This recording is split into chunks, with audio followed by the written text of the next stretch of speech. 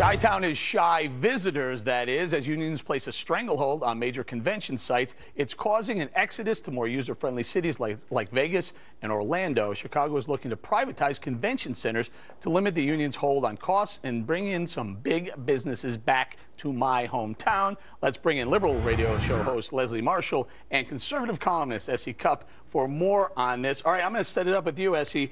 If unions are so bad for convention centers, what are they good for? Yeah, that's a great question. I mean, even if we accept the premise that unions exist to protect the worker, it's always at the expense of other workers. If a small business owner comes to a convention and has to pay an electrician $1,200 to plug in their computer, well, good for the electrician, bad for the small business owner. When the small business owner then leaves and takes his business elsewhere, bad for the electrician. So nobody wins. Okay, Leslie, I've used this line a bunch of times before. Unions have priced themselves out of the job market here in Chicago, no less.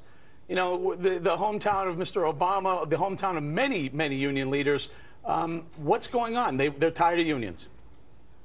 Well, it's not tired of unions. America's been doing this for years, Eric. Remember when it used to be a sin to buy something that said made in China or to drive a Japanese or German automobile? Americans and corporations within America have sacrificed quality for quantity. We want the quick fix and the quick buck. What unions have done, to answer your question, Eric, is they established the middle class as we know it in America. And without unions, we're already seeing an erosion of the middle class. And I fear the future will be the haves and the have-nots. And ask Marie Antoinette, that didn't work out so well for her. Leslie, we keep seeing, but we keep talking about, we bring this up on this show, unions speaking for members, actually causing job losses. The members come back saying, hey, don't do us any favors anymore. There's no wonder union numbers are dropping like a rock.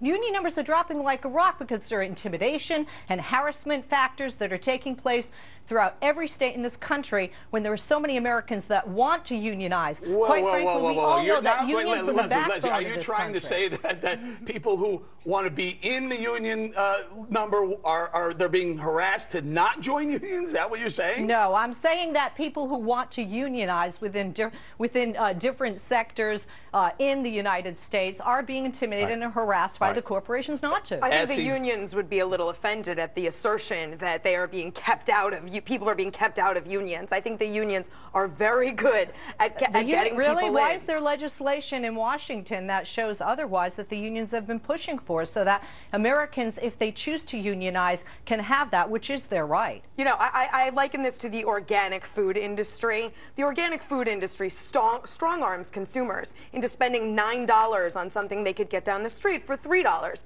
And when you don't buy the $9 piece of broccoli, they're going to tell you you're a terrible person and you're not helping the little guy being the broccoli farmer in upstate New York. Meanwhile, it's $1 billion industry that has become a special interest, just like the unions. Wait, Leslie, I'm going to let you weigh in on that, but here, look, the U.S. auto workers, look at GM and Chrysler bankrupt, out of business, kaput, unless we saved them, yet there was no renegotiation of the UAW contract. I don't know, $73 an hour, whatever you want to call it. 47, but add in legacy, it comes to 73. Unions are pricing themselves out of jobs, pricing their companies out of competitiveness.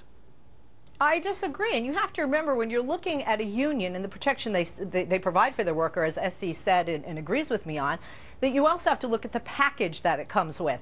There are pension plans, there are health care plans, and this, as you know, Eric, even in a bad economy, is a good thing because it takes the burden off of the federal government, A, and B, it puts more purchase power Leslie, into the workers' in my hands, mouth. which in a good or bad economy is a good Leslie thing. Marshall, I've never said unions are a good thing, nor anything they do. Here's the thing, But you know, Eric, that simple economics 101 is supply and demand. Supply and demand, absolutely, and that's right. So when you artificially increase the wage you pay someone, you're taking that. You're making it more difficult for them to be competitive than that company to be competitive. Real quick, we're going to run out of time, S.E.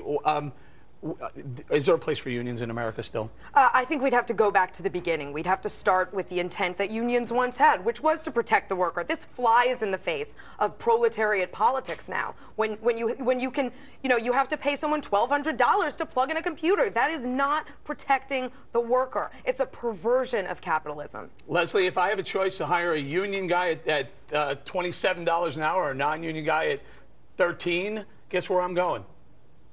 Well, again, you get what you pay for, Eric. You get what you pay for. Well, what are you trying to tell me that unless you have a union card, you're not qualified, you're not a good worker, you're not going to produce? No, I'm certainly not saying that. A lot of people that don't have union cards would like to, but I talked about that already. What I'm saying is you have to look at experience and you have to look at regulations and guidelines, which somebody outside of a union doesn't have. Quite frankly, I hear you can even get some illegals, Eric, to do that job for you real cheap.